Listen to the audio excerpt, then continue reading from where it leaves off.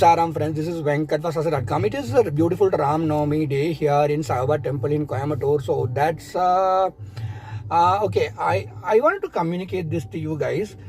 Well, can't we leave Sai Baba alone? Because sometimes all these Instagram quotes, if you scroll YouTube starts and Baba's quotes are there and all those stuff is there, and some strange Guruji speaking about Sai Baba. I know I don't really care who these people are, but remember, you don't even have to consume my content or any content for that matter. You just have to simply remember that Sai is your guru and he is going to take care of you. When I speak about Sai, I'm speaking about Sai Baba of Shirdi, okay?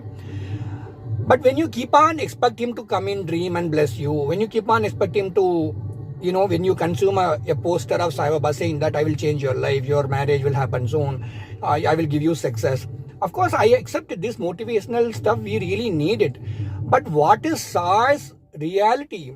Let's say it is 1905, Baba is sitting in Varkamai. Some 20-30 people are sitting in Varkamai. Baba will tell a story. It will be like a parable. And not all the 30 people will understand that. 1 or 2 people will be able to relate to it. Okay, this is what Baba is actually telling my story. It is about me.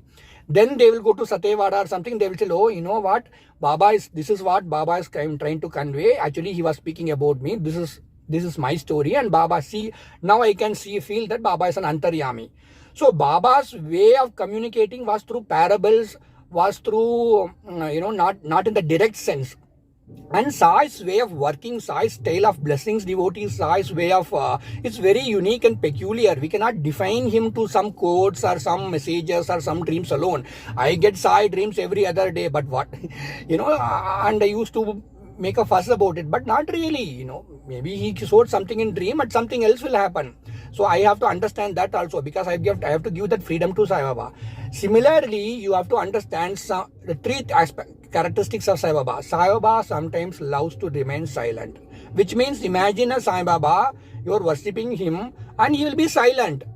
He is not answering you, he is not sending you some quotes, he is not giving you assurance, he is just silent. Its nature is to be silent sometimes. Secondly, when he says something, assures something, he will not tell in direct assurance sometimes. Sometimes he will say parables, sometimes he will say, okay, do this, I will do good to you. And the third thing only, he will take authority that I got you a job, I got this, I know there was no child in your fate, but I blessed you with a child. According to your fate, you won't be getting a good job, but I made you get a good job. Sometimes he takes authority for his miracles, for the good things he does.